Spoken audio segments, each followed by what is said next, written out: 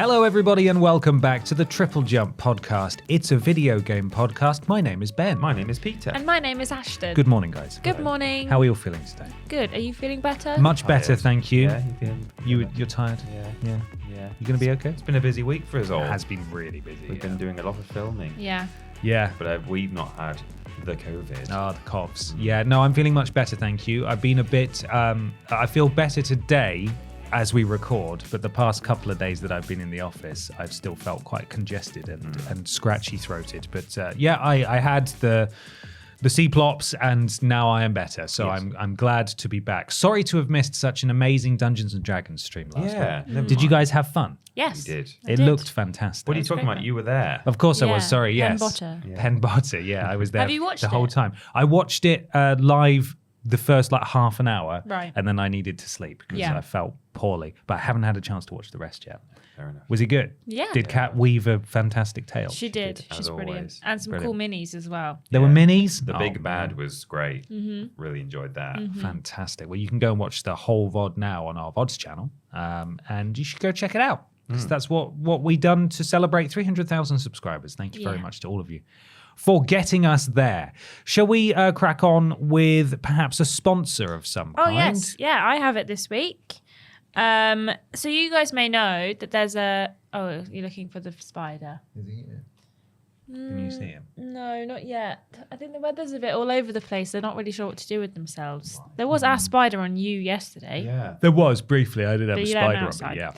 Yeah. Anyway, the sponsor for this week's podcast, you might have heard of a game that's really similar coming out next week about like a little cat in a big place. Right. Yeah. Well, unfortunately, this game's coming out around the same time, and I think it's not going to get as much coverage because you know it's maybe not what people wanted so much. Right. But you know, like when you were an adult, when you were a child, Okay. Yes. and you'd go to like Legoland, Yeah. and there was that like tiny town, and how cool that Yeah. was. Well, they've basically taken like that premise, but like the Godzilla is a cat. So coming next week on the same day as Little Kitty Big City is Little City Big Kitty. Right. Right. Like a kaiju. Yeah, like a kaiju. Cat stew. Yeah, it's like in a little Legoland type tiny town, and they've let a decent like a Maine Coon cat Okay. onto the A big boy. premises, and it's causing destruction. Oh. Bloody hell. Similar premise in the sense of like, you know, you're causing chaos and you're being cute and you get to wear hats. However, you do have to hear the tiny screams of the little civilians. You of are the town. murdering people. It's a bit darker than Little Kitty Big City. And nobody wanted this. Well, they're just worried that no one's going to want it because of the other games coming Right. out at the same time. Sounds and cuter. Yeah, it sounds cuter, more Oh, adorable. man, But that this is might be for difficult. someone. The people who don't like adorable, cute games, they might be really into. Or love killing little civilians. Yeah. They might be into Little City Big Kitty. Yeah. Amazing. Yeah. What's it out on? Nothing. It's not real. Oh, for Christ's sake. There's just the one game. It's Little Kitty Big City. Why lie, Ashton? Why lie? Funny, innit? Yeah. Every 3 That's pretty weeks, funny. you lie to us. Yeah, but every 3 weeks, you guys lie also as well. I have no memory of that. No, we're not That's a sponsored lie. by Big Kitty Little City. We are, of course, sponsored by our wonderful patrons over at patreon.com/Team TripleJump. If you go and support us there, you can submit questions to this podcast, which gets you a shout out. You could become, at a certain tier, a podcast producer, which guarantees a shout out in the special podcast producer bit. But you also get access to early episodes of Worst and Weirdest Games and exclusive access to episodes of Main Menu and Rules Boss, all at patreon.com/Team TripleJump. It's great. Tuesday. Yes, exactly. That's the day. That's later. It is later. Not there yet. No. TripleJump is our website. That's where you can find links to everything we do. Our YouTube, our Twitch, our Discord, our Cameo, if you want to get a cameo from one of us. TripleJumpShop.com is where you can go and buy some merch. I am actually wearing new merch. I'm wearing not new merch, but you can still get this. I You think. can still get that. I'm wearing mid merch. Not don't- mid quality. Yes. Top tier quality. Mid newness. Yeah. TripleJumpShop.com. Get yourself some lovely threads. And once again, patreon.com/Team TripleJump. Thank you to all of our wonderful patrons. A few things out this week. right, guys? Yeah, we've got a huge list, which, all being well, will be out, or will have come out on Friday. It looks like that is definitely happening. Fingers it crossed. looks like that is definitely happening. 60% of the time. Yeah. It works 100% of the time. 101 biggest games industry moments is a very interesting one, I think, because, normally with a ranked or with a 101 list, you're kind of talking about the same kind of thing every time. It's best games or strangest characters or whatever. But this is it's a real mixed bag of news happenings, technological development, Fallouts. yeah, world records, loads of interesting stuff. Lots of little pockets of history. Yeah. And it's all because it's in no particular order as well. You're just getting served left, right, and center all these quick fire facts that Bouncing you around history. might not have known about or that you might want to know a little bit more about. This was written by Kat quite a while ago now. This has been in production for a little bit, but we're excited to get it out. We've just got a few minor changes to make at the time of the recording of this podcast. Which Yeah, apparently a game, you don't pronounce it OXO, you pronounce it naught cross naught. Yeah. So Well, it has a recorder. yeah, I mean, it is a game from the 60s, Yeah. the 50s Yeah. or something. Yeah. So it's like there's no everyone. Anyway, doesn't matter. But the Doesn't point matter. is, Anyway. it should hopefully be ready in time. We've got a finished version of it, but it's a huge video. It's like 2 hours and 40 minutes. Yeah. So we hope you enjoy it. Go get hungover or something and then watch it and Yeah. have a great time. You have to be hungover though. That's the rule. It's the rule. It's also a weirdest games week. It is out on Sunday. It's already out if you're a patron. It's been out for a week. But if you are not a patron, I mean, why aren't you? Hey. Hey. You can watch the weirdest games ever, The Bachelor, the video game. Ben found love in a hopeless place. I did. Yeah. And the hopeless place was the Nintendo Wii. Yes, it's good fun. So check it out. On the channel on Sunday. Yes. Time for a question, I think. It is. This is from Richard Major, who says, Hello, Bab. The Fallout show has been extremely popular, and rightfully so. It's been so popular, in fact, that apparently Microsoft, and then in parentheses it says, presumably Bill Gates himself, has told Bethesda to not worry about Elder Scrolls 6 and instead concentrate on the next Fallout. Do you think this is the right idea? Is 4 to 5 weeks of Fallout popularity enough to make such huge internal changes? Must be quite jarring for creatives to have to move from one project to another. I'd have thought that both projects would suffer from all this upheaval. Kindest regards, Richard. Kindest regards to you, Richard, but you're wrong. Me woo, wee woo. You're wrong there. Unfortunately, I think perhaps got the wrong end of the stick in whatever write-up you may have read, but that is not the exact story here. So this is I found an article from the Metro, and they say, according to Windows Central's Jez Corden, speaking to the Xbox 2 podcast, Microsoft is, quote, currently formulating plans on how to get the next Fallout here for us sooner rather than later. So they are trying to capitalize on the popularity. It says, in the past, Corden's proven to have been or to have reliable sources at Microsoft, but it's unclear if he knows exactly what Microsoft is planning or indeed whether Microsoft has decided. And he continues, we constantly talk about will we even see Fallout this decade? And the answer is, I think we will. And I think that is all that is the basis of this story. So there's no mention of Elder Scrolls being pushed. The furthest I've seen is that a few different articles have speculated that maybe Bethesda are going to have to outsource development of Fallout because they are doing Elder Scrolls 6 at the moment. Expansion for Starfield. Also, as well. yeah, looking at Starfield and working out what more they can do with that because it has a 10-year Did you plan. see that quote from Todd Howard about Starfield? Oh that's yeah, the making one the he said. rounds Yeah, today? I think people didn't really connect with Starfield because it's It's not too different. It's not enough like a Bethesda game. People have said, "I want my Bethesda games to do this," and we didn't do that. That's not it, Todd. That's not not a really. It's it, because Todd. people just didn't like it. Yeah. Sorry, mate. So Bethesda are busy with things, and they're suddenly thinking, oh man, if we released a new Fallout tomorrow, it would sell like hotcakes, but we can't release one tomorrow. We probably can't even release one in the next decade because we've got so much on. So perhaps they're going to have to get someone else to work on it. What do you think that's the best plan, or do you think they should put something aside? No, I mean, Table Starfield. Table Starfield probably, but if Yeah. only they had another company who'd worked on a Fallout game Imagine before.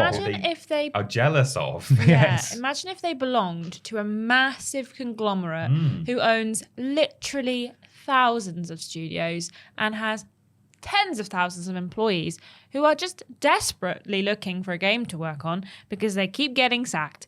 Wouldn't that be crazy if they could just give it to someone else? That would be That crazy. would wild. be crazy. The If question only. is definitely, for me at least, less about.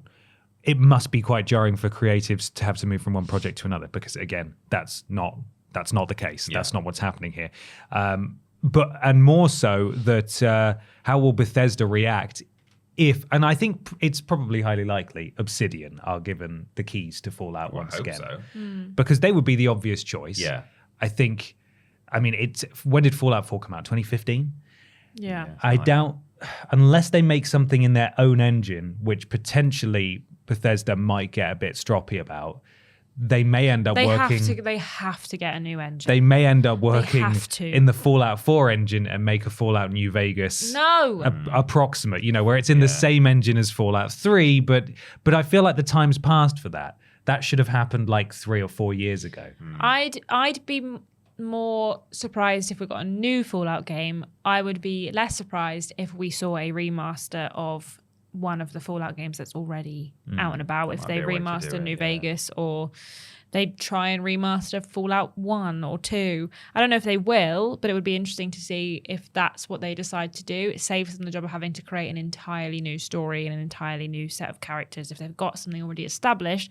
And people love New Vegas, so there would be, plenty of precedents to remaster it. And I know that we were talking last week or the week before about what we think qualifies a game to be remade or remastered. And I do think that, if they were like thinking about this, they could have definitely had something ready to announce around this TV show. So they didn't know it was going to be quite so popular, but Yeah. and The Last of Us announced the remaster like 2 weeks after the TV show finished. So, but yeah, I do think that they would be. I mean, of course, they're going to be working on a Fallout next. It's kind of the next thing after Elder Scrolls that people want to do. But it does kind of feel like, do we have to wait for you to finish this one thing before you can work on the next thing, or can we not have both? Is that available, Todd? Can we have both, please? Please, Todd. I do think that they've kind of had a bit of a rough few weeks of it with the old Fallout 4 Yeah. whatever it was, like the upgrade. The next gen upgrade. Which like broke a bunch of stuff and barely changed anything in the game. So I do think that maybe they're like trying to hurry stuff around and like announce, like get the Fallout stuff out, and maybe that will be to the detriment of themselves. But I would like to see some more Fallout content from them. And like you say, if they've got Obsidian on the roster, why wouldn't they Why use not use Obsidian? Obsidian working on, is it Avowed? Is Obsidian? Possibly. Or is They've got that a few out? things. They're doing, I know they've got like an RPG type. what's it called? I'm gonna look it up. The one that everyone confuses the names of because there's an indie game with basically exactly the same name. It's the one I loved. I really enjoyed it. It's the space one. Yes, Outer Wilds. Worlds. Whoa, Outer World. The whoa. Outer Wilds. Worlds is the one I'm thinking of. That Yeah. completely slipped my mind. They're working on the Outer Worlds too. Obsidian, I've said it before on this podcast, I think are the Insomniac equivalent internally within Xbox's studios. Oh yeah, they're working on They Outer have Worlds been- too. That was supposed to come out this year, but I don't think it is at this point. I hope it comes out soon. They've been smashing out the park. They've been making lots of really interesting games, and I think they would just be a perfect It choice. is Avowed that they're working on. Okay. They would be a perfect choice to make a Fallout game. Games we know are getting bigger and bigger and more expensive to make, and Obsidian games in particular are famously big anyway, and that's only going to get more complex. When was the Elder Scrolls 6 announced? It was like... That last year. Feels like no, it was Oh. at least 2 years ago. Yeah. It was a long time ago. It was pre-COVID, I was think. going to say 3 years. It was yeah, an but we E3 haven't. But or we didn't something. hear about it for ages. No, and we then I didn't. feel like we got some. Like they talked about it again last year in their big Microsoft showcase thing. Did they? Yeah, I feel like we got a Maybe little. just by- We're just still working mentioned on it. Well, yeah, they may have said that, but yeah. But we're not going to get Starfield that came out. until probably closer to 2030, at which point they might be able to start the next Fallout game. I think it's 2030 honestly... is so long away. That's absolutely crazy to announce a game. That's not coming I until the honestly end of the think decade. that it would be not only foolish, but if pride was involved, very selfish for Bethesda to hoard such treasured IP and not touch it for almost a decade. Basically just throwing money away. Exactly. Why wouldn't you? You know, what's the term? Biting your nose off to spite your face, whatever it is. It seems so pointless, especially when, yes, like people, when they think of Fallout, they want basically a Bethesda RPG. That's what they're thinking of. But the license is so strong that it could be adapted to other things that your other studios are better at, like a shooter or a strategy game or a flipping, what was it, Fallout Shelter? That game was really fun. I loved Fallout Shelter. There's loads of ways to keep the IP fresh and alive without having to spend the better part of a decade making a game. And also, everyone kind of knows that Fallout New Vegas is, if not the best Fallout game that there has been since the 3D ones or ever, it's certainly a lot of people's favorites. Yeah. And it just seems like it is the most obvious solution. If you are too busy doing Elder Scrolls and you need someone to step in and make a new Fallout, I mean, I agree with you, Ben. They could do other things too, like make, you know, smaller games or whatever. But if you want to make a proper Fallout game, get Obsidian to do it. What are you doing?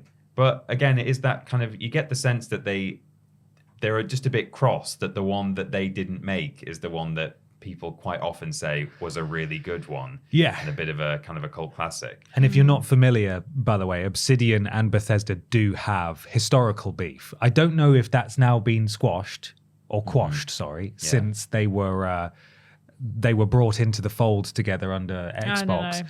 But I have a feeling that there's probably some resentment that still lingers there. This stems, of course, from Fallout New Vegas getting, I think, an 84 on Metacritic, and all of their bonuses were contingent on them getting an 85. Yes, that's right. And so there's been a lot of bad blood about that. And I just think I can't put the blame on Microsoft or Xbox here. I think it's solely on Bethesda I know their games take a long time, but to not have the foresight to get something Fallout relating in the oven, and it being nearly 10 years since Fallout 4 came out, that's bonkers to me. Yeah. I know it took 76, Ben. That's a very good point. You know what? I completely forgot about Fallout 76. I withdraw my point. They made Fallout 76. But it's perhaps highlights a larger point. 2018. It perhaps highlights a larger point that Bethesda could maybe be accused of perhaps slightly mismanaging the franchise that they have historically done so well with.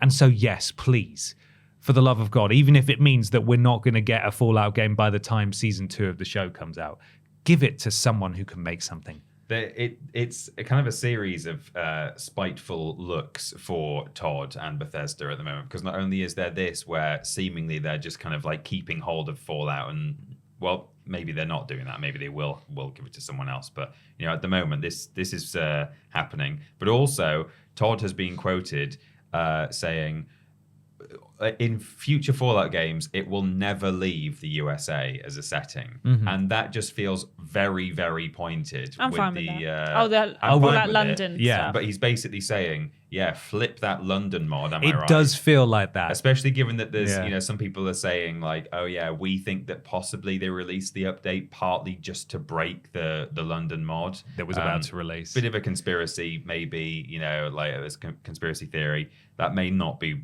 what was that might not have entered. If it was a completely random that there hadn't been a TV show out like 2 weeks before and they just started to announce it, if then there was maybe no TV it would be. Show, but they just announced a TV show and they have a big uptick in players, which they assumed was happen after the Last of Us 2 TV show kind of helped with player base. So I don't think that they did it. I agree. To spite. I don't think definitely plays into the narrative that Todd is very protective and doesn't like others taking their shine, their spotlight, similar to New Vegas. Like, oh, you like New Vegas, do you? Well, screw you. Yeah. And then this London thing is coming out, and oh no, here's an update that we worked really hard on that works great. Yeah. And it broke your mod. Oh, what Damn a it. shame. By the way, it's never leaving the USA. I understand. Obviously, we all understand the reasoning for it staying in the US because that is he made Yeah, good it's an points. Americana thing, the yeah. whole vibe of Fallout is that precisely, and you inherently would lose something if you went somewhere else. But it's very interesting. Yeah, just with all the sort of context around it, it kind of feels a bit. I love the funny. games that Todd makes. I just haven't enjoyed the last couple. Yeah. And I think I hope he plays nice. He has an extraordinary amount of power and pull and say. And I do hope that if there isn't something already happening, some kind of Fallout project is underway somewhere. And Obsidian, even though I imagine they're extremely busy because they've got several projects on the go, they are such an obvious candidate. It's there's something definitely in pre-production in that like he already knows some of the story beats of Fallout 5 because he's talked about that kind of in relation to the show. But yeah, it depends how far along he is really as to what we can see as to what might happen with this and who it might go to. They need to finish that PSP game first. Yeah. Still haven't cancelled that either, which is mental. So as far as I'm concerned, it's still in It's still production. It's happening. still happening one of these That's days. how it works. It is. Well, now let's talk about. I thought we could do this segment. We tried it last week, Ben. You weren't Did you? here, and I thought Did we you? could try it again with you Okay. to see if it works with the 3 people or Was is it it better good? with 2. Was it good with 2? Okay. Yeah, but we have to test it with 3. So I Yeah. thought, Well, if you do your guys' bit first, and then you and then can decide, then and you we can see just see how it works. Well, you then could just go. decide to skip the third if you think it's going to take something Yeah, away. yeah, We'll yeah. just go straight to Yeah, okay. question 2. Sounds good. I thought we could call it "What We Playin'."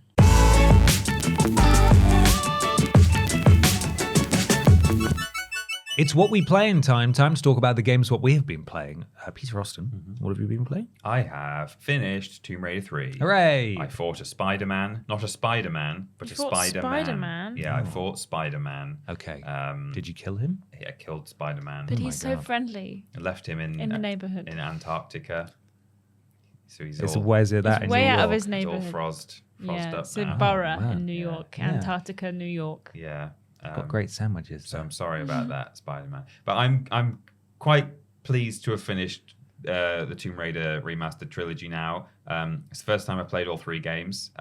It's a completion, and I had a great time. But it has also taken many, many hours of my life, and I'm looking forward to moving on to something else. But it was really good. I had a lot of fun with it, and it seemed to get less buggy over time because I did see a few. You killed the Spider-Man. Well, exactly. That's the biggest bug of them all. It's one fewer. But I saw a few updates kind of coming in that I didn't sort of notice obvious changes, but it just seemed to kind of stabilize a bit more as well, which is good. Not that it was particularly buggy to begin with, but there was that underwater painting. that I Yeah, it was swam good through. stuff. Yeah, that was good.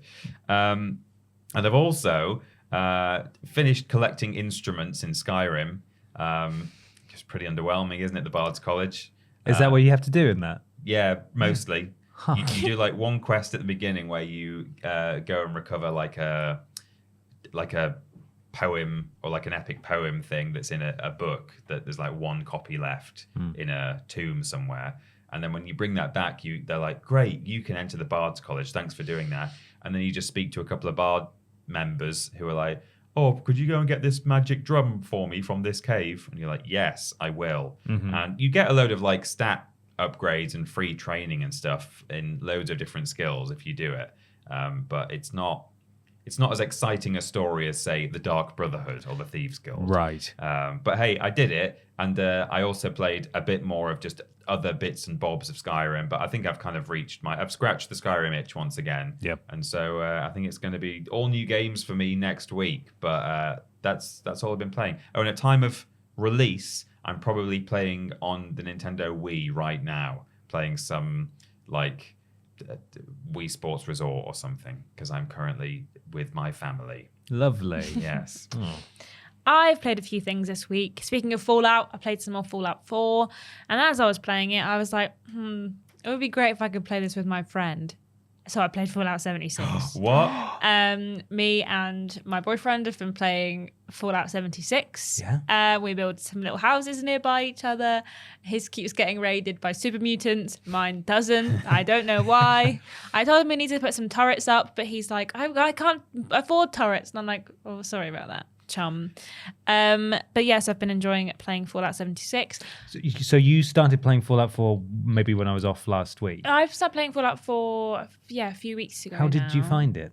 I was enjoying it. The issue I was telling you about last week, the issue I had was that the loading times are so long. Right, I was with playing the it on patch? PC. Well, the patch has On not PC, has right. barely changed anything, so it's not made it any better.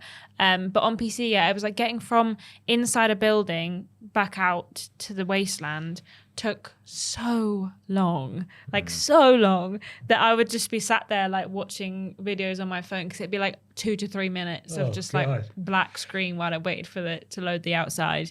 But I was enjoying the story of Fallout 4.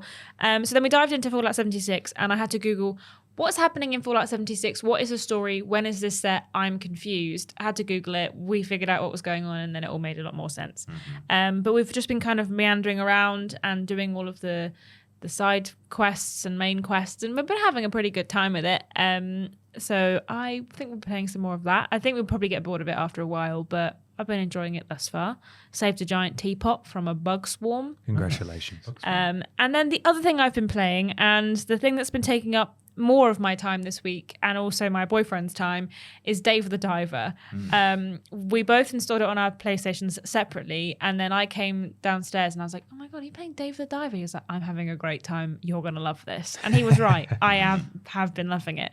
That game is great. The gameplay cycle is so fun, and it's very mobile game in the way that it plays, but like obviously enhanced to a better quality of game.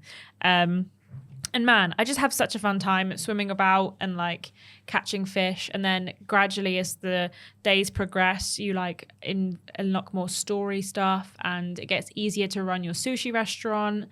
And yeah, man, that game is so fun. And it's so like head empty, catch fish type situations. And it's once you kind of get into it after a few days and things become easier and you unlock upgrades and you unlock more equipment, like it just starts becoming such a nice time just bobbing around the sea. Obviously sometimes you get chased by sharks and that's kind of scary, but yeah, that game's great. I fully recommend people give that one a go because it's great fun. Nice. Yeah. I finished the Fallout TV show and I really enjoyed it. I have 2 episodes left. Oh, okay. It's great. I really, really liked it. And it made me want to play Fallout 4. And so I'm glad that they end up releasing the patch. I'm just annoyed it didn't come sooner because I finished the show before it was ready. But when it did come out, I downloaded it on PlayStation 5. I can't say that it's made much difference to anything other than the load times, because the load times for me are way better than what I remembered. Like they're like, that's the big difference. You can have it in fidelity mode or whatever. What's that going to do in Fallout 4 realistically? So performance all the way. And also when I first played it, when it came out, it didn't have like the creation club or whatever it's called. And mods were not available, but they are now. So I was able to add a couple of things in there. I did start playing as Lucy McLean from Fallout. Was it McLean? Pass. God. I think you are right. Yeah, it just feels weird because John McClane is a character. It's spelled differently. Anyway, I've started to play through as her. I've made a horrible... Is it McCarthy? No, it's not that. I don't think. There might be something in Fallout 76. Melissa McCarthy, she's in Fallout 76. No, she's not. One of the things that it lets you do is customize your vault suit, like as one of the things. So when you go to an armorer's workbench, you can change the number on the back. So I was able to change the number to be the correct vault, which was pretty cool. 69, yeah.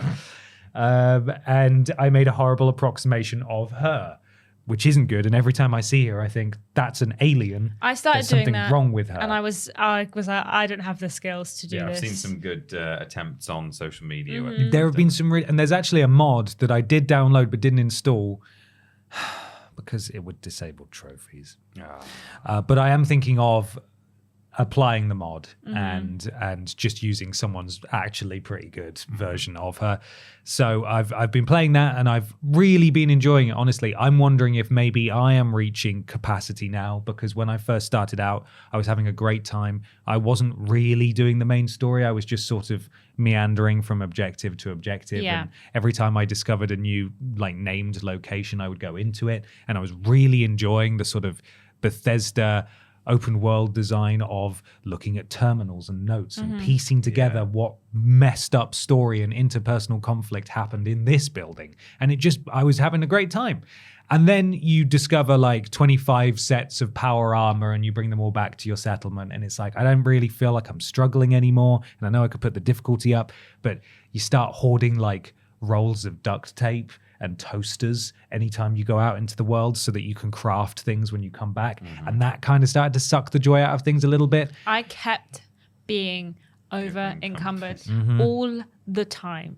And the same issue I have with Fallout 76 is that I'm constantly over encumbered. And it annoys me so much. Over encumbrance is one of my least favorite things in any game. Yeah. I really dislike it.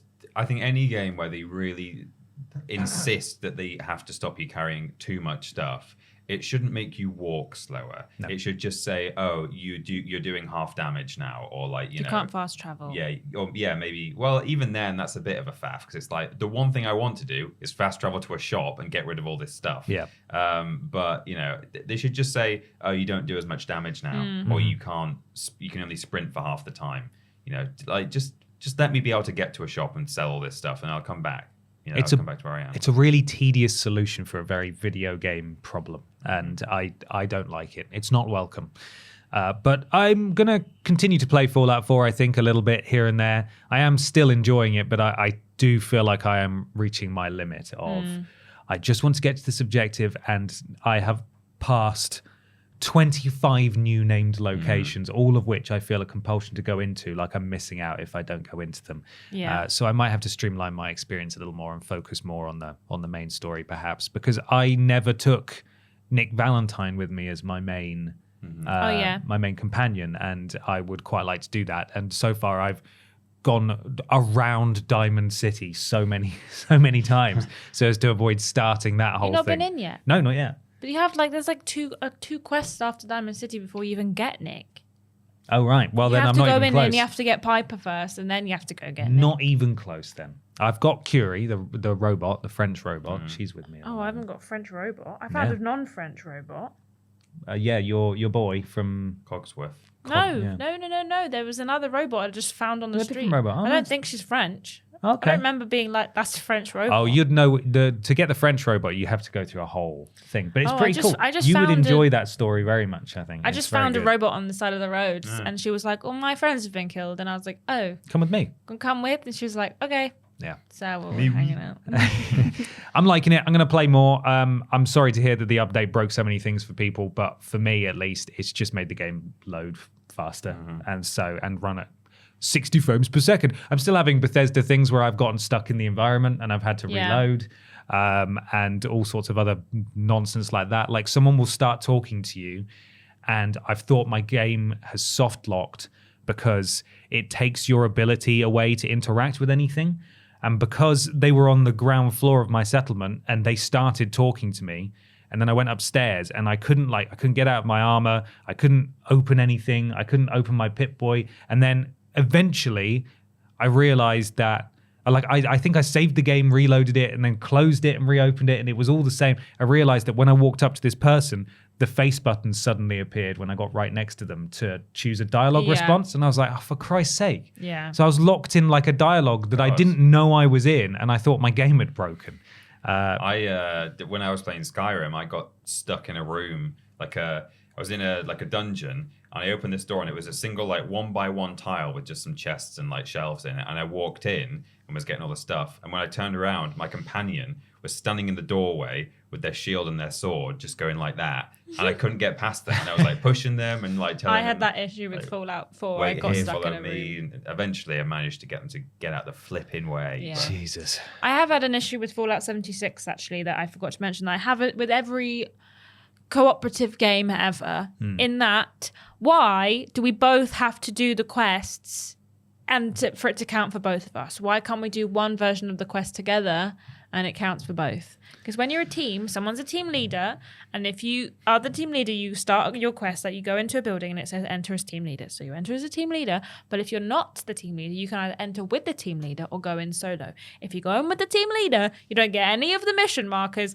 and it doesn't count towards nothing. That you is have to go in stupid, solo yes. and do it at the same time. Luckily, like it's only random. Like every time I'm like, oh, this is like a quest, maybe this is going to be like enter solo situation, but that's always seems to be like fine. But it'll be like the odd side stuff where it's like you have to, if you're going to do this, you both have to do it separately, and that always winds That me up. absolutely seems like something they should have fixed. Yeah, For a multiplayer and you like game. both have to go and find like the overseer's log. If I find it, Ben still has to come and find it as well. That's really, really stupid. Yes. I gave up playing it with friends because back when it launched, nobody wanted to play it but me. So I played it by myself. So I didn't encounter any of that stuff. But that is so stupid. But I'm at least allowed to open doors, unlike in Gotham Knights where they said I wasn't allowed to open doors. Oh, yeah. That's good. Also, it runs at higher than 30 frames per second, which is also, a huge boon. A treat. Yes. One of the main things I played when I was sick was RuneScape because Oh, yeah. I discovered the mobile app for RuneScape, which I was vaguely aware of, but didn't realize quite how actually really good that app is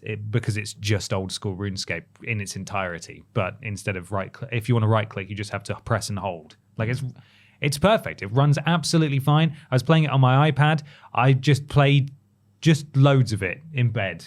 And I got so many of my levels up. I think I'm like level 40 in almost all of my combat skills now.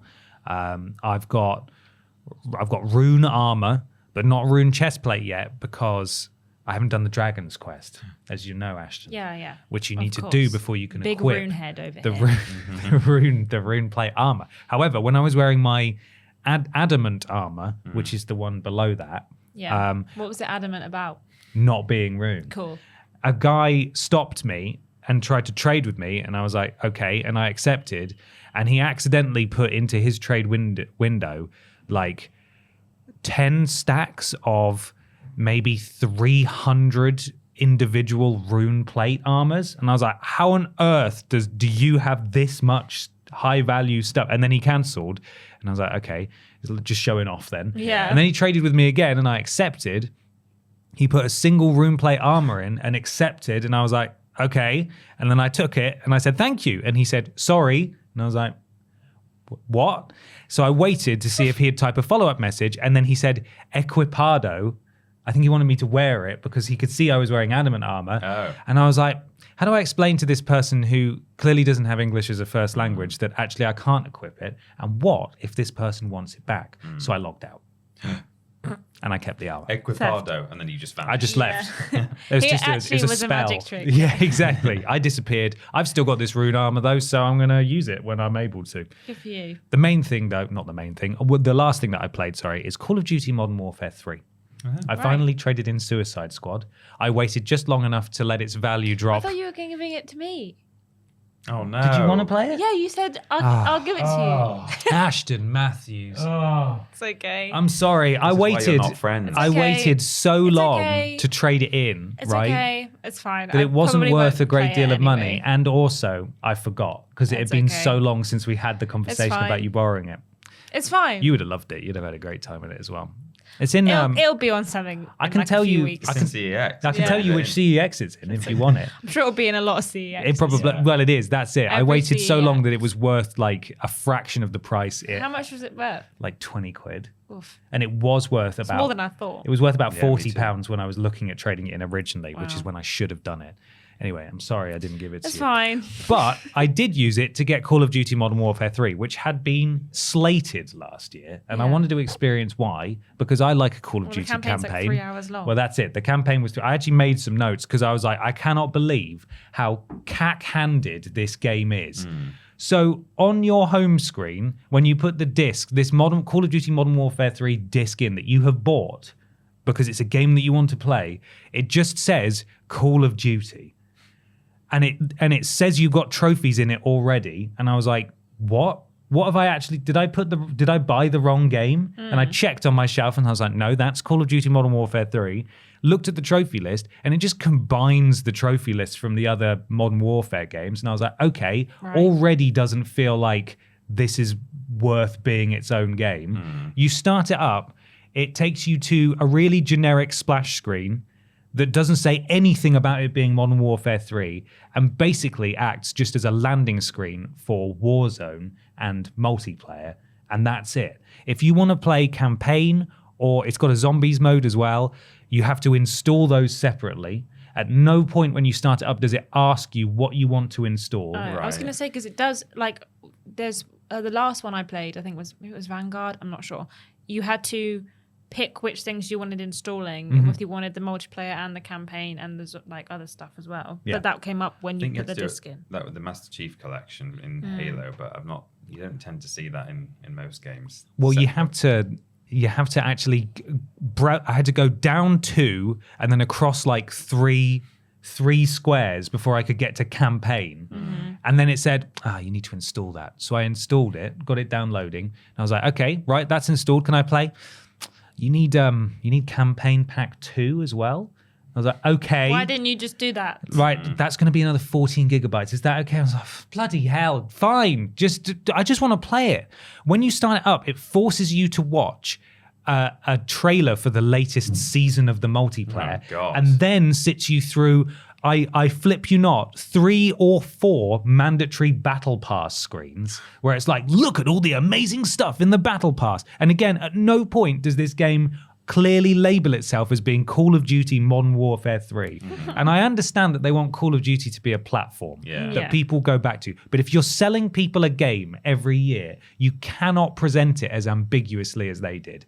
And then, of course, the campaign is like 3 hours long. And it's got really well done, the cutscenes are great, but they've really leaned into these just half-assed open combat missions, which are basically, here's a bit of the Warzone map that we have trimmed out and plonked into a level.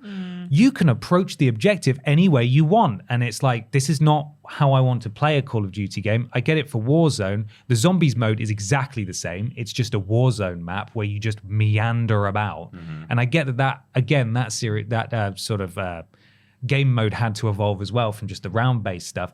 But it's in the campaign, it's in the zombies mode. I don't know about the multiplayer, I didn't even touch that, but obviously it's inspired by and definitely in Warzone. But you just come across crates of varying value in the game and can pick out and swap weapons. You have to put armor plates in.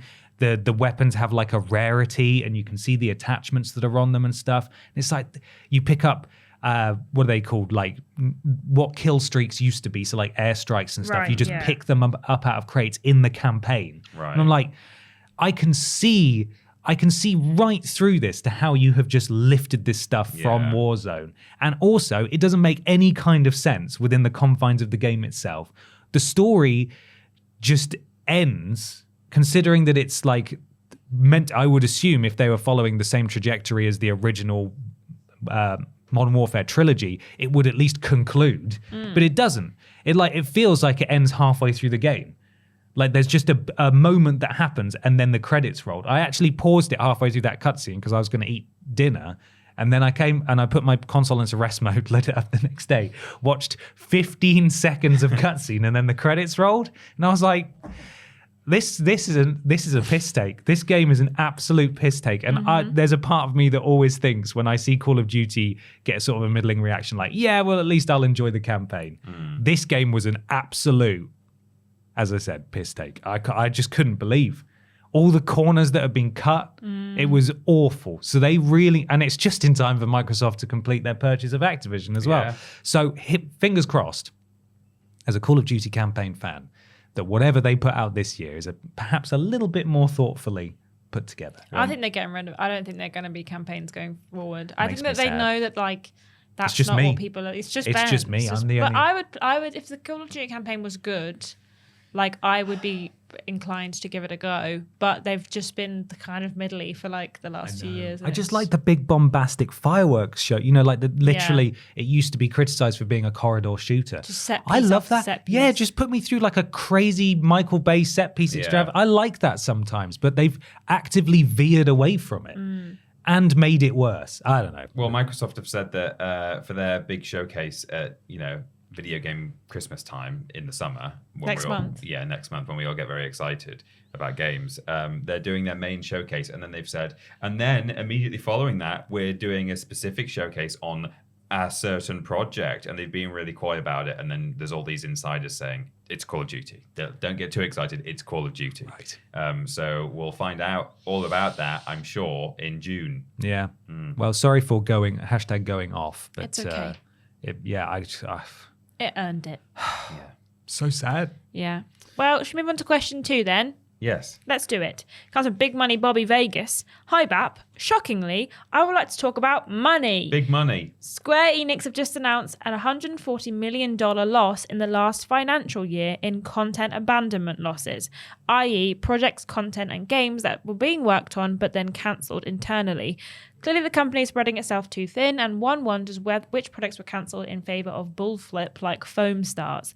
How would you like to see Square Enix focus their efforts? New and exciting IPs or established properties like Final Fantasy? Take care of yourselves, take care of each other, and take care of your wallets. BMBV. Thanks, Big Money Bobby Vegas. Thank you. I have a little thing from IGN about this situation. In a warning to the investment community, the Japanese company said it would recognize the extraordinary loss for the fiscal year that ended March 2024. This is a result of a change in approach to Square Enix's development of what it calls HD video games, PC and console, as opposed to mobile and MMO. In its note, the company said it wants to be more selective and focused in the allocation of development resources, and as a result of the close examination of its development pipeline with this in mind, is taking the multi-million-dollar loss. Square Enix did not name the cancelled or rescoped in development titles. At the meeting convened on March 27, 2024, the board of directors of Square Enix Holdings Co. Limited, the company, voted, in light of the myriad changes underway in the environment surrounding its group, to revise the group's approach to development of high-definition HD games, with the intention of being more selective and focused. You've already heard that. But yeah, they lost 2.21 billion yen because of their, what did they call it? Content abandonment. Content Condiment. Condiment Jesus. losses. Condiment People keep losses. taking the ketchup home. It's costing us millions of 2.2 dollars. billion yen's worth. Yeah. So that's what's going on at Square Enix at the moment. My personal answer would be that I would love to see them try some new IPs, particularly stuff that is perhaps not so JRPG-ish, because at the moment, Square Enix don't happen to be making anything that is really up my street. I'm not a Final Fantasy kind of person. Well, I mean, they've restructured recently anyway, haven't You they? don't like Foam Stars? Not a big Foam Stars guy, but hey, Really? maybe I Crazy. should. I would have thought that you would be really big into Foam When I Stars. saw it, I thought That's a Peter Rustin Peter game. Rustin I absolutely love because you like Splatoon. which and as we know, they are completely different Totally games different. and They're should not not the be same. compared to They're each not other. the same. One has foam and one has splat. Yeah, come on. One has squid and one has not squid. One has really questionable art hung up in public spaces. Yes, And one doesn't have a public at all. indeed. They at the moment don't happen to be really producing anything that I'm super into. I really liked the first Kingdom Hearts and probably should have played the second because I think I would have liked that too. But then it got all weird and confusing, and then I got a bit scared and didn't want to pursue it any further.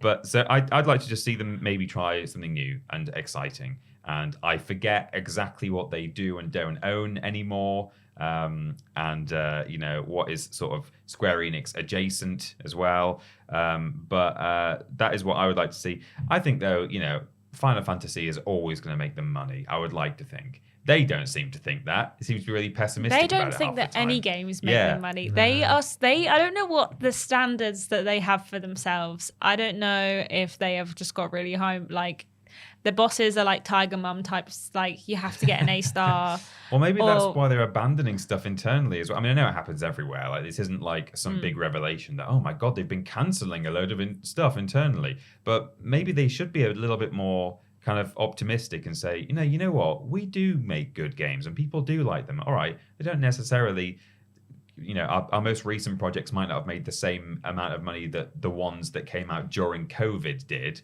or equivalent. But perhaps if they've been a bit more positive and proactive and just carried on with one or more of these internal cancellations, it might have actually gone very well for them. They might not have the best attitude. I just think that, like, when you look at it and you think, oh, they've cancelled other games, but Foam Stars still came out. In my head, I'm like, what were these games? Like, I can't imagine, well, they probably weren't online games like Foam Stars, but I think the reason they made Foam Stars is because they were trying to get in on the online game trend, in the fact that they wanted to take audiences away and get themselves a battle pass. They saw the battle pass $ signs and they thought, what could possibly go wrong? Let's make a foamy game. But I would love to know what these games that were cancelled by Square Enix are, and whether, like, they say projects and they kind of say content as well. So it's not necessarily all games. There's probably other stuff, like maybe art books, Returnal art book. And some stuff might not have been cancelled. It might have been like retooled into, say, Foam Stars or something. Exactly. Like, they made some losses on, we worked on, it wasn't foam to begin with, it was marshmallows. It was splat. Yeah, and then they changed it to Foam Stars. Yeah. So I do think that, like, maybe we're seeing... I think that the thing about Square Enix is that they are really, really transparent with their views about money and the things that they have, like, what they've done well and what they deem as, like, not so well. I feel like we hear a lot from them about whether profits are good from games, whether games have met their expectations, or whether they are, like, in this situation, have lost money by some business practices that they have been implementing. And I think that maybe Square Enix isn't potentially losing any more money than anyone else, but I do think that it's interesting that they are so transparent with the fact that they have lost this money in these things, and maybe this will make them change the ways they work. Game development is always going to have projects scrapped, ideas are always going to end up not working, so it's not like there's going to be a net zero on content abandonment. But I would love, and not sound like a broken record, I would love to see some new IPs. I feel like we often get sequels and remasters, and as much as I liked Final Fantasy VII, it's the only Final Fantasy games I have played, and I am fine with that. Like, the other ones don't interest me that much. And same with Kingdom Hearts. I have watched my boyfriend play through them multiple times, and I still cannot begin to fathom what the story of those games is. He tries to explain it to me, and it's like he's speaking a different language. Such a shame, such a waste of, like, something that, I mean, the original idea should have a universal appeal. Yeah, it appeals to people who are more into their Final Fantasy and their JRPG, but also, if you like Disney, that is enough to carry your interest in that game. You know, I really enjoyed the first and knew about 2 of the Final Fantasy characters that were in it. Yeah. So it's a shame that they've taken it that direction. But yeah, I would like some new IPs, please. Square Enix, thanks. Not Foam Stars though, just something else. But the music in Foam Stars is so good. Yeah, that's where they put all the money in. So good. Like, I couldn't believe when I started it up. I was like, this game sucks, but this music is so good. It's really the great. J-pop is hard. It's fantastic. Anyway, I'm actually going to disagree with you guys. I'm sorry. I personally think that they need to focus on their existing franchises, because while the new IPs that they've attempted haven't been, like, completely without merit, for example, they have been poorly received and generally just sort of, like, memed upon and flopped on by the general gaming audience. They don't have a great track record. So there was Foam Stars, great music. Stranger of Paradise Final Fantasy Origin. That was part of the Final Fantasy series, admittedly, but they tried something new and different. That was memed into oblivion. And then you had Forspoken as well. Yeah. There was Tower of Babylon, or Babylon's Fall, or whatever it was called. Like that, It was Platinum Games, and there was the story about there was only one person playing it online or something. And I hate that line of thinking, mainly because I agree with you guys that like I would love to see new stuff rather than existing franchise stuff other than, you know, Final Fantasy, Dragon Quest, or Star Ocean. But they have such a terrible track record of doing new things, and they have either sold off or closed the studios that they used to have that were doing interesting things like IO Interactive, Crystal Dynamics, Eidos Montreal, that now, if they are, as BMBV says, if they, it certainly seems internally maybe they are trying to spread themselves too thin. And if they know that they can make a Final Fantasy game that's going to be really well reviewed and at the very least sell millions of copies, then that's probably a better bet than something like Forspoken, which is a big swing, but a massive miss.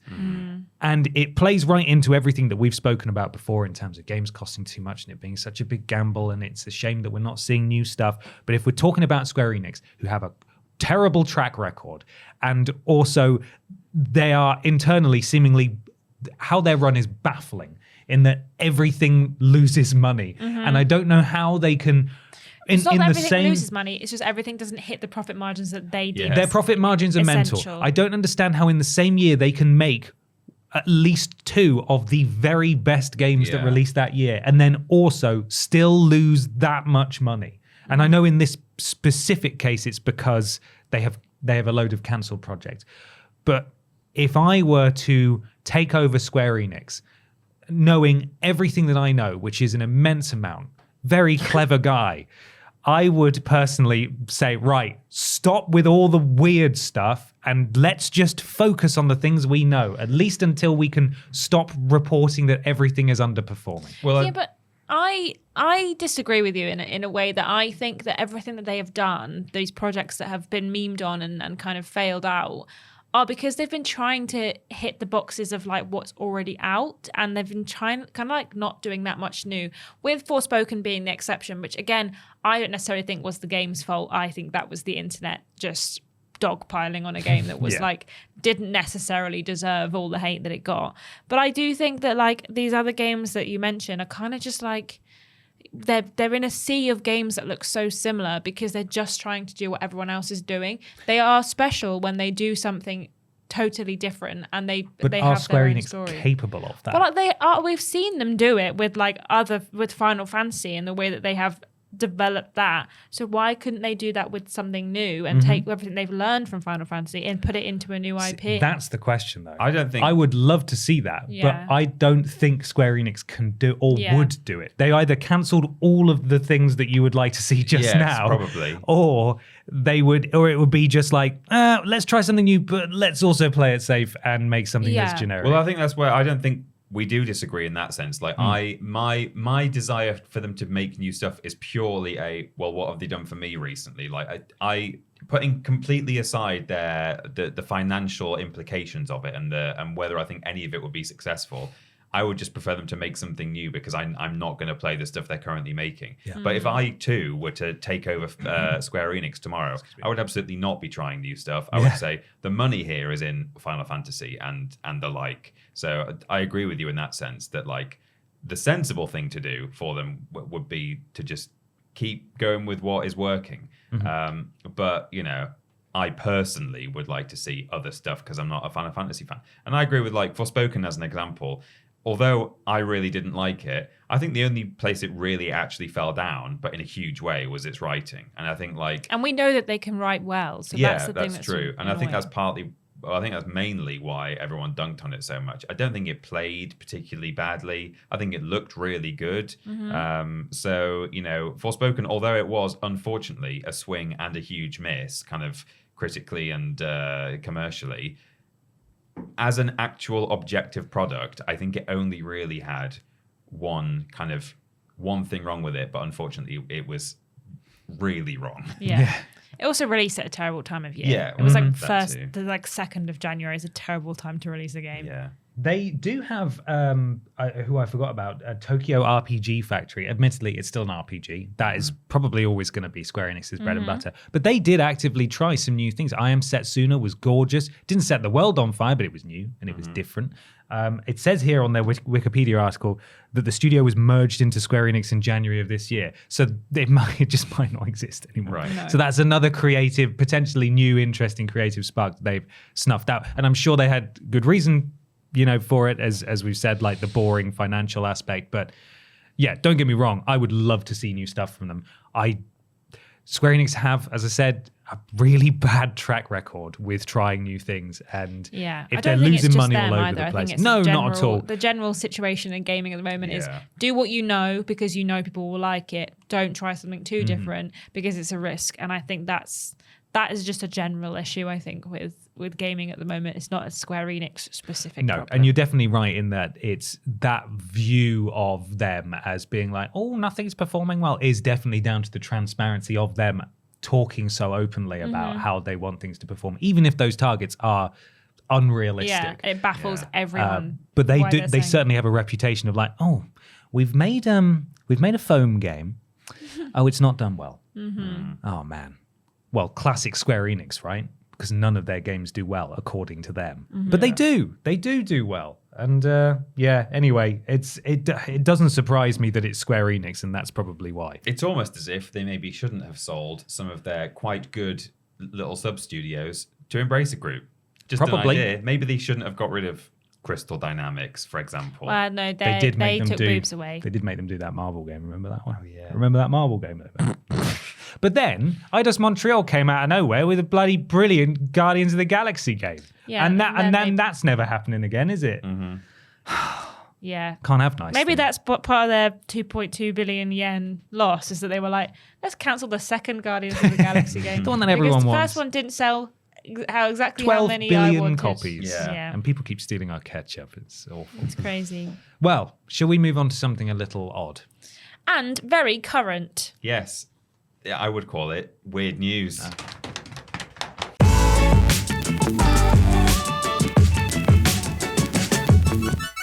It's weird news time. Time for some weird video game news. Remember, if you want to submit some weird video game news to us, you can do so under the relevant social media post that goes out on a Tuesday.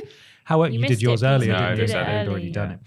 However, if you'd like to guarantee a shout out at this point in the podcast, you need to go to patreon.com/Team TripleJump, support us at the appropriate tier, and become a podcast producer just like Chip Thompson's thumbs. GY Goliath. Nexus Polaris, Nicole Hansen. Andy Scott. Blake Thomas, I'm way too high. Timothy Bentley. Kyle Garry, Shaman Nomo. Great Giggity. Melody L. Bonnet. Katie Garrett. Huge ass. That's new. That's a Yeah. good one. It is a new one. Gabrielle Philippink. Potato Shack 99. Eric Siu. And Big Money Bobby Vegas. You get to say that now because huge ass has come Huge along. ass. I'm sad I don't get Not to. at all, I don't get to do huge ass. Right, you got some weird news, Peter. I've got some weird news, Peter. It was sent by Steven Skodes at sscodes8 on Twitter and also RB at R_B84 on Rose Twitter. Boss. Roseboss, yeah, Roseboss sent this in.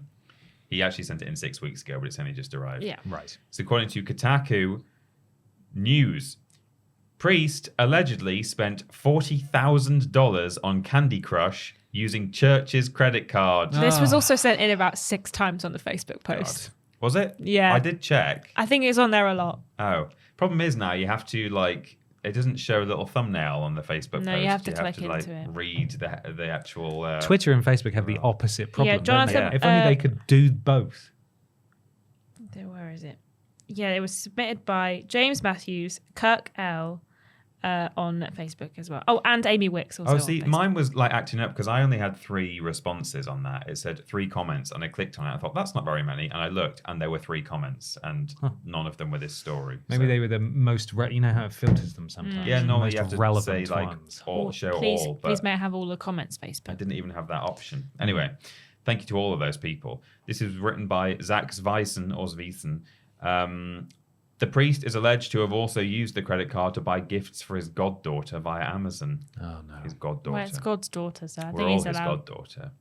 A Catholic priest in Pottstown, Pennsylvania, allegedly used a church credit card to spend over $40,000 on power-ups in mobile games Mario Kart Tour and Candy Crush over a 3-year span. That is, I mean, it's over a 3-year span, but that definitely sounds like addictive sort of gambling. It does, kind actually, of stuff. yeah. He sounds like a bit of a victim, really, to be honest. That's true. As reported by the Philadelphia Inquirer, on April 25th, Reverend Lawrence Kozak, 51, was charged with theft and other related crimes, according to an affidavit of probable cause for his arrest. He's since been released after posting the $250,000 bail. Whoa. But he didn't have He used the 40 grand. church credit Put it on the credit card again. Yeah. His attorney is reviewing the charges. According to investigators, an accountant working at Kozak's church discovered an astronomical amount of Apple transactions on the church's credit card statements while reviewing its finances in 2022. The purchases reportedly began in September 2019, shortly after Reverend Kozak joined the parish, and ended in July 2022. Allegedly, the Apple ID that purchased the content in mobile games like Candy Crush and Mario Kart Tour was registered to Kozak. Detectives also discovered that an Amazon account connected to the priest had used church funds to purchase items like a fire tablet for Kozak's goddaughter. The gifts included a note that was signed by Uncle Larry. A gift note from Uncle Larry. Yes. Other records show Kozak had at one point used his personal bank account to pay $10,000 of the church's credit card bill. So he was sort of trying to make amends, I guess. It does sound like this guy was kind of in too deep. Yeah, the tablet's not okay, but the transactions are. Yeah, that's sad. He was interviewed by police in 2022, and the priest told them he was seeking out counseling for his mobile game addiction. He clarified with investigators he'd not spent the money on gambling, but instead spent thousands of dollars on items to power up and gain an advantage in various games.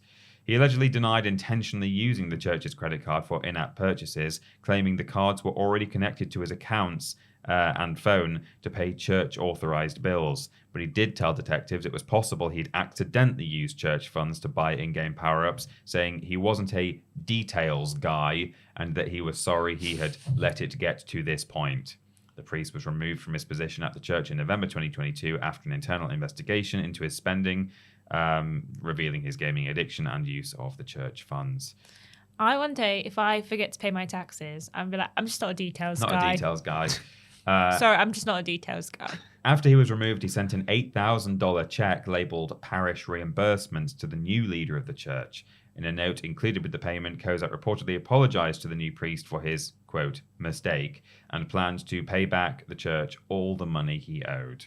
Well, he's clearly trying to do the right thing, and by his own admission, has video game addiction. But it's still weird news. It is weird that a priest is playing Candy Crush at all. He did wrong, but also flip those games. Yeah. What is the I just there's no caps on those games like there is with gambling stuff, and that is part of the problem. It's an option, and you don't have to do it, and that's okay to an extent. But we always hear about the worst case scenario where people just get consumed by it, and these games just shouldn't exist or function like that. There should be some makes me rules. cross. It's basically like having a little hotel mini bar in an alcoholic's house. Like, oh yeah, if you don't have to use this fridge with alcohol in it, but if you do, just pay a bit of money and drink this alcohol, you know? And if it's sitting right there and they have the option, I mean, I guess they have the option anyway to go to the shop and buy alcohol, but you know, it's difficult if it's sitting on your phone. Yeah, you don't have to spend $40,000 on Candy Crush. Yeah, but if I have an addictive personality or if I've got a video game gambling addiction. And these games are manufactured to take advantage of people who will spend this money. They're not manufactured to make people destitute, but some people do become destitute and they lose everything because of it. And it's just so insidious and horrible. And it's talked about so plainly within the development circles of people and companies who make games like this. They've got all sorts of terms for it. Yeah. They are manufactured to take advantage of people. How can we make this more addictive? I hate it. It really does my head in. Yeah. You can still enjoy Mario Kart Tour though if you want. Yeah. You know, I'm sure it's fun, but I hate stuff like this. I have some news. Ashton, do you have some news? Yeah, I do. It comes from Jonathan Wong on Facebook and at Hojo Blojo on Twitter. Goodness me. Comes from Nintendo Life by Jim Norman. Random. Thank you. Crystal-studded Nintendo DS expected to reach £15,000 at upcoming auction. And the subtitle is just woof. Woof. Which makes sense when you see it. Here's a little something to make your Switch OLED suddenly seem rather inexpensive. An ultra-rare Nintendo DS studded with 2,000 Swarovski crystals is set to go on auction this week, where it's expected to pull in bids of at least £15,000. £15,000. A super shiny handheld commissioned by Nintendo and designed by NYC Peach features a bejeweled pink paw print on top of the clamshell to tie it with the release of Nintendogs in 2005. It is one of only 5 designs to have been made at the time, one of which still resides in the New York Nintendo store. Which combined with all those darn crystals mean that it's always going to fetch a pretty penny. The model will be going under the hammer, not literally, don't worry, at the Wessex auction rooms on the 2nd of May. Oh my god, it's today. Oh, damn, we should call up and buy it. Do you reckon it's a Randy Pitchford's shirt situation? Yeah, it's actually £10. Bids on it at all? Yeah. As noted on the lot's online listing, the DS comes with its charger and 2 styluses, and it is in very good condition, though it has some light scratches to the screen. We won't bid any more than £20 then. According to auctioneer Tim Weeks, the lot has drawn in weeks. Yeah. We're going to let Ashton get through this article eventually. Yeah. The lot it's actually really short, has drawn in interest from the world, and the successful bidder is likely to be a Hollywood celebrity, as it is a high-end Japanese Nintendo collector. So apparently a Hollywood celebrity is a high-end Japanese Nintendo collector. The current estimated bid is between £15,000 to £18,000, but who knows how far it could go. We'll have to keep an eye on this one to see the winning bid. But if those estimates are anything to go by, expect the cash to be splashing. Whoa. Big money Bobby Vegas. That's what it looks like. That's hideous. Yep. Hey, kudos to Nintendo Life for not taking a paragraph to explain what Nintendogs is and not taking a paragraph to explain what a Nintendo DS is. Yeah, but they didn't explain what crystal is. What was it called? Swarovski crystal. Swarovski crystal. Swarovski. It's like one of the most expensive. A big crystal guy. Swarovski's like a jeweler's, like quite. You see them around, but Swarovski crystals are like the biggest, most expensive kind of that thing brand. Is horrible looking, isn't it? Yeah, it's definitely it's looks very like something 2005 that we could make out of sequins. I have a bunch of gems on my desk, and Look Peter exactly has a like glue that. gun, so we could definitely. I've got DS. Should we make this happen? DS. Yeah. Cool. Let's do it. And we could sell it for $15,000. Yeah. That would be a Randy Pitchford situation, I think. I've got some weird news submitted on Facebook by James Matthews. No relation. And Ryan Swartz. And on Twitter, it's at, hang on, I've spelt that wrong. Ariel_Kent and Hojo Blojo again. Oh. This news comes from double hammy. Kotaku by Lucas Ropeg. Someone created a Fallout-inspired game in Excel that you can play at work. You can also play Fallout at work if you want, but you probably shouldn't.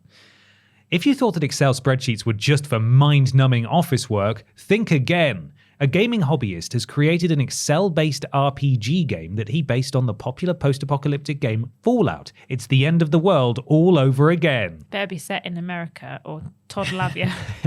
Excel London has been delayed, Microsoft definitely. will release an Excel update that breaks the Fallout game. Yeah.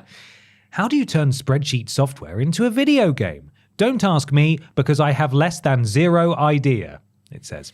That said, the game's creator, YouTuber Dynamic Pear, has offered a quick tutorial on how to use his weird makeshift game that was developed by everybody's least favorite office software.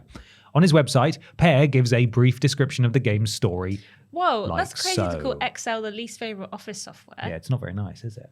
No. Some people love Excel. Yeah. I love a spreadsheet if it's well made. Yeah. Anyway, sorry. Carry on.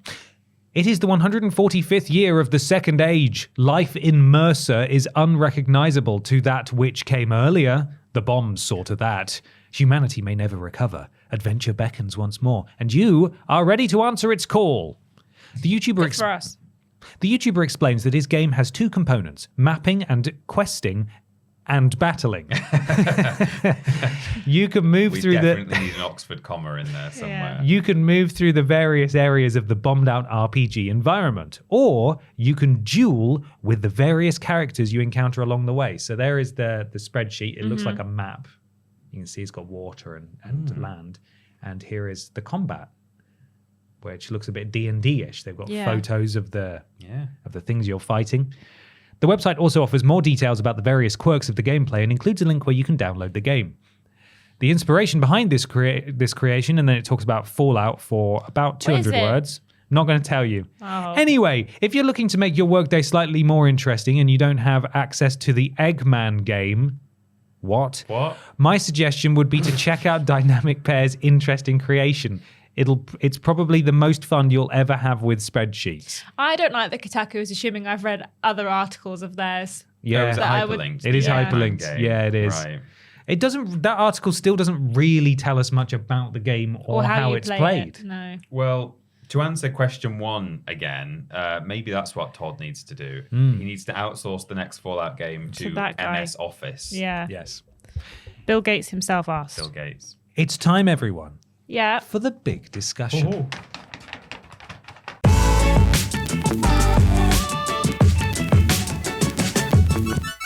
It's big discussion time. Time for the big video game discussion that this week's comes courtesy of Ferris Wheeler. Great name. Good day, bossaroos. It seems Nintendo are at it again, this time with their legal crosshairs set on Garry's mod. I am firmly behind. Not GMod. I am firmly behind the Big N's right to defend their IP, though I do wonder at what point it becomes overprotective and somewhat unnecessary. After all, Garry's mod isn't really coming after Nintendo's demographics and profits, are they?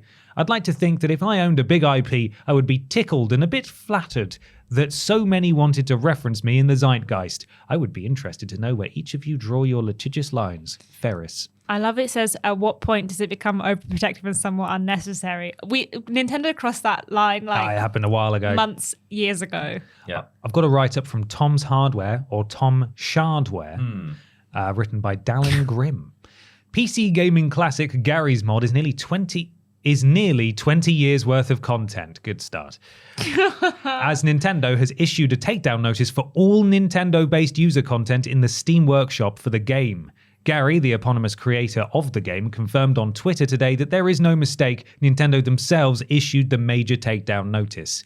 Garry's mod players spent the first 5 hours after the announcement questioning whether Nintendo truly issued the takedown, pinning the potential blame on trolls. However, Garry took to the internet to confirm Nintendo's involvement. He tweeted, "I have been assured that the takedowns have been verified by Nintendo as legit, so this will now continue as planned. Sorry," and then there's something that hasn't copied properly, some emojis. The Garry's mod Steam page notes that the process of complying with the takedown will take much time, adding, "If you want to help us by deleting your Nintendo-related uploads and never uploading them again, that would help us a lot." Well, this is what I was going to ask, because a bunch of Garry's mod stuff is just fan-made models and Most stuff. of it So is, yeah.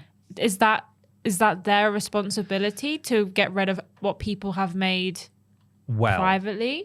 This next What are you gonna tell article me? Sorry. does clarify it a little bit. It gives them some probable cause at least. Nintendo has a reputation for bringing litigation to companies that it believes harm its brand. The company received news coverage most recently for a lawsuit against the Yuzu Switch emulator, arguing in their suit that all emulation in any form is illegal. This move angered game preservation and emulation enthusiasts. Today, Garry's mod takedown. Did they win that lawsuit, or is it still going on? I think it's happened. It's settled. It's done. The emulator's gone. And did the notion that all emulation is a crime? I don't think it even went like to it. court. I think they settled out of court. They just took it down. Right. Yeah. And as a result, I think the 3DS emulator went down as well, which is a huge blow for game preservation. So that's great. Today's Garry's mod takedown is harder to argue with, as ripping or copying copyrighted assets is fair game for a DMCA request. So it sounds like a lot of the skins have just been ripped out of Nintendo games wholesale. Right. So I'm sure some have been created themselves, but even so. If you're unfamiliar, Garry's mod will likely spark good memories for longtime PC gamers. The Steam darling has been a fixture of the PC gaming landscape since 2006, inspiring many eras of internet culture like the multiplayer game modes Prop Hunt and Mafia-like Trouble in Terrorist Town, which have seen extensive imitations in AAA games, and years of YouTube animations culminating in 2023 mega hit Skibbity Toilet. Skibbity Toilet. Skibbity Toilet. Ciaran loves Skibbity Toilet. Of course he does. The Sandbox game is known for the massive workshop of user-made creations, which Nintendo took issue with when it discovered years' worth of Nintendo assets, Nintendo assets in-game. I have a question, though. Yeah. So obviously Garry's mod has like 3D models of like you can wear Mario's skin or Luigi, and then there's some levels where it is kind of themed around Nintendo levels as like, you know, the Bob-omb Battlefield. yeah. So if someone has ripped them straight from Nintendo, how would they be able to know that that's been taken and it's not just like been made in, like, for example, a texture has been ripped directly from theirs? Is it just if it looks like Nintendo, Garry's mod have to take it down because of the off chance, or is it like that it's fair game if you designed it? Do you know what I mean? Like, where are they drawing the line in terms of Nintendo? What is their precedent of if it even looks like one of our IPs, if it is Mario, but you've drawn or made the model in something and then taken it to Garry's mod, does that count? Or is it just if it has been ripped? And if it has been ripped, how do they know that it's been ripped? I guess there'll be a grey area. Like, there'll be some stuff that's obviously just, it's been ripped, that needs to come down. There'll be some stuff that is like so far removed, like someone's badly scrawled a Mario on the wall of some level that is completely unrelated. That's probably fine. And then in between, there'll be these like, handmade assets that perhaps, you know, you're still using the sort of the IP or the likeness. So in that sense, you know, they might have at least one leg to stand on. I think to answer Ferris's question, where do we draw the line?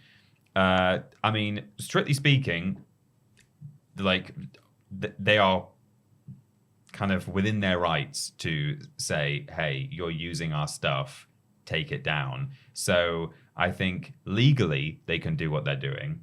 Morally, do I think it's right? Not really. Well, not at all, because they are not losing any money here. No. They're not losing any no one's like making associations between some GMod Mario character, you know, killing someone with a crowbar and the Nintendo brand. You know, no one is linking those two things together. So far be it from me to say that anyone, whether it's some impoverished individual person versus a huge mega corporation, shouldn't, you know, have a right to all the legal rights that they have. That is fair enough on paper. But should they be doing this? And like, do I understand how they can sleep at night? Not really. No. All Nintendo's legal team do, in my eyes, is just pick random things to focus on and make a big deal about it and then move on to the next random thing. Like, every time we see Nintendo doing something, they've scorned themselves on multiple occasions in that they have copyright struck their own content. Yeah. And like, I just think that I don't understand what they think is fine and what they deem as theft of their IP. Like, are we going to go after fan art next? If you've drawn Mario fan art, are they going to make you remove that from the internet? If you are someone who makes like commissions of, I don't want to talk about all the kind of horrible things people do to Mario. The creepy and children's characters. videos on YouTube where there's Elsa and Spider-Man and Mario. Yeah. Exactly. Like, having dentistry done to them. yeah, those are weird and should be taken down, but not because of copyright. But like, it's not art. Yeah, it's weird. opposite It's of scary art. and horrible, and it shouldn't be for children. But I do think that, like, I just wonder with Nintendo, like, where they personally draw the line, because it feels like there's nothing that they won't go after in terms of content that features their characters and their IPs. This is like you say, it does no harm to them. It's just like models or things that fans have made so that they can bring them over and play as them in other games. And that's not a bad thing. GMod isn't taking away from people playing Mario. It's just people can play as Mario in another game. I understand it's their IP, and people will be in the comments being like, well, actually it belongs to them, which is fair. It does. You're correct. Yeah. But does that mean that like no one else on the internet or in the world is allowed to touch Mario? Is Mario off limits to everything and everyone else? Where is the line being drawn? And why did Nintendo, do they have nothing else to do? And why have they waited this long? Gmod's been around for how long? 2006. 20 years. Yeah, 20 years nearly. And suddenly, I know that, probably in the very early days, there won't have been any Nintendo stuff in there, but there will have been Nintendo stuff in there for at least a long time. 5, 10, maybe 15 years. I think that the Yogscast guys, when they used to play Trouble in Terrorist Town like 10 years ago, one of them had a Mario skin. Possibly. Then I it's can't at remember. least 10 years old. Yeah. That's the main thing I've written down is why now. Yeah. I don't understand why now. I don't know if there's like a renewed push to just reclaim everything that you consider yours. I would like to think that they have some sort of fundamental, irrefutable way to prove that there are Nintendo assets being used in Garry's mod. And quite frankly, I wouldn't be surprised if, seeing as it's been around for so long, and there will be a lot of fan-created stuff as well as stuff that is potentially been ripped from games, the ones that have been ripped from games will have descriptions like, this is the best Mario skin in Garry's mod because I personally took it from Super Mario Galaxy or something, where they'll just tell on themselves because they never thought that Nintendo would come for them, because why would they? What's the point?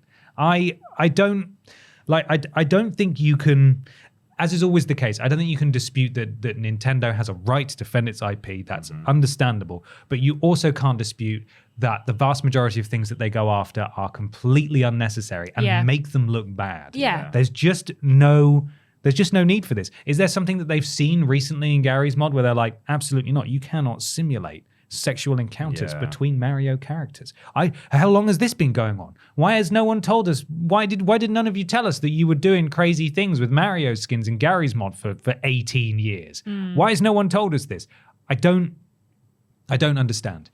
For me personally, I think the litigious line would be drawn, honestly, probably with the Switch stuff. Because while I disagree with their argument that emulators should be illegal, I perfectly understand them trying to shut down people playing the games Zelda on PC. Yeah. I get that. I understand the reasoning for that because they are, as you said, losing sales. They're losing money. It's a current product that's on sale. Exactly. This threatens no one, has never threatened anybody, will never threaten anyone, and has been around for so long.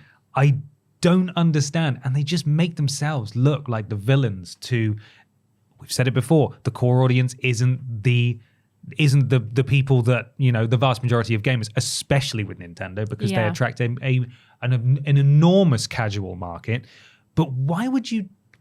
It's so strange. So strange. And it does make them look like the evil corporation. Like the things that they have done and the legal situations that they have put themselves in and instigated like punishments. I always think about Doug Bowser. Is it Doug Bowser? No. The guy whose name's Bowser, who will literally... Gary Bowser's the one who hacked them, right? I think Doug Bowser is... Doug Bowser's the... No, I think there's our Bowser works for Nintendo, and then there's another Bowser that was like arrested. And that guy will never, ever... Doug Bowser is the main guy. Yeah. He will never, ever pay that money back. And Nintendo went after him and they ruined the rest of his life for... that's not justifiable in what they did to him. And everything they do just makes me just feel like their business practices and the things that they view about themselves is just a bit scummy. Especially when we know that there will have to be some kind of line drawn here with this Garry. Well, I presume there will have to be some kind of line drawn. Well, yes, there will be some kind of line drawn here. The point I'm trying to make is, where will that line be? And if it is a bit more in favor of the sane side of the argument, as I want to be so bold as to call it, and say that, all right, if you've got a Half-Life character who you've just painted some red, some overall dungarees, and then maybe put a Mario head that you've sculpted in Blender or whatever on his head. Does it become a Shrek ears situation? Well, exactly. If that is going to be deemed far enough removed that Nintendo can't I am a judge and Nintendo can't take that down. They can take down a model that's been ripped straight from a game, but if you've crafted your own Mario, then that's fine. Then what are they really gaining from this? Like, the one argument I could see them trying to make with saying, I want all Nintendo stuff taken out of Garry's mod, is that people can make stuff with their characters doing things that maybe they don't want their characters to be doing. But people will do that anyway, but they'll just do it, in dreams. In dreams. Or they'll do it on other either places. elsewhere, or they will continue to do it in Garry's mod with a guy who looks exactly like Mario, except he's got orange instead of red, and he has an E on his hat instead of an M, and he has, maybe also a goatee as well as the mustache. Like there is a line somewhere, and there's no way that they can fully get away from whatever it is that they don't want to be taking place on Garry's mod. Yeah. So why bother in the first place? Also, this adds so much work to the team behind Garry's mod, because okay, you can remove everything now, but you can't stop people from uploading things to the Steam gallery. Yeah. And when is that their responsibility? If someone uploads something to their library, does that make it completely theirs? Is someone going to have to go through and manually review every single thing that comes up? Not to just generalize, in case Nintendo is coming up? but I imagine the Garry's Mod community are the kind of people who won't take kindly to being told, please take down and don't upload it again. Yeah. You'll have an influx of stuff called Plumber Man. Yeah. Or Your Halloween costume type name. yeah, exactly. Yeah. Like, just Yeah, well, again, you but will. that's the point. Like, if Halloween will costumes can exist like that, then And will Nintendo take umbrage to things being uploaded afterwards? Like, if they're legally trying to sort themselves out now, Garry's Mod, to avoid the claws of Nintendo's legal team, does that mean they get rid of everything? But then if in a month's time it's still clear and, then someone uploads something, are they still in trouble? This is such a weird, person to go after. It's a forum of things that publicly are brought into it. It's not made by Garry's Mod. So will they sue the individual creator, or is it Garry's Mod's responsibility for the rest of time to never let anything Nintendo related ever get uploaded again? Well, it's like YouTube, like nowadays, if someone uploads a movie to YouTube, for example, it's not, well, it is YouTube's fault, but YouTube have things in place now where they are kind of covered for themselves, in that they will message the user and say, you have uploaded this movie, that is piracy, and you could potentially long-term find yourself in legal trouble. It might be that Garry's Mod now have to change their terms of service, make everyone agree to, if you're uploading stuff and it's, for example, Nintendo, you could be receiving a DMCA takedown notice and you are liable for that kind of thing.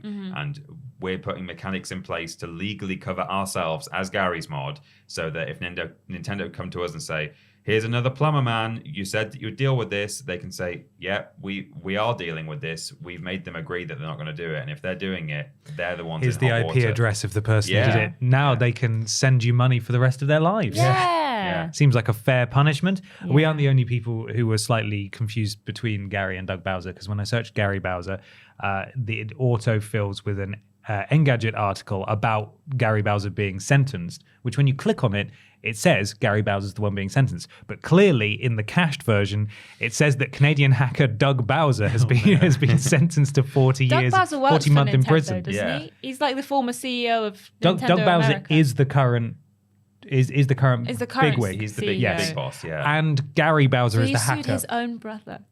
I know, it's brutal, isn't it? Anyway, point being, this is a farce. Yeah. This is really silly. And Nintendo are going to keep getting away with it because there's literally much money. no one What are you who gonna can do? stop them. And they're legally within their rights to do at least some of what they are doing right now. Yeah. But we just think that they shouldn't be. No, kind of abusing it, really. Or they should take a good long look in the mirror and realize that they're being the bad guys. Nah, there's no money in that. Got to put those retained lawyers to good That's work, right? true, yeah. Well, let us know what you thought of all the things we discussed today. Thank you very much for listening and watching, of course. There's a few places you can find us on the internet. Yes, you can find us at youtube.com and twitch.tv/Team TripleJump. Almost all of our live streams happen on Twitch, except special ones like the D&D. Oh, how exciting. And all of our videos go out on YouTube. And if you have got Amazon Prime, you are paying for a whole bunch of things in that bundle, and one of them is a Twitch sub. So you've already paid for it. So if you redeem it against us, you'll get all the benefits of being a sub at no extra cost. Whoa. Facebook, Instagram, TikTok, and Twitter, on all of which we are at Team TripleJump. Come and give us a follow.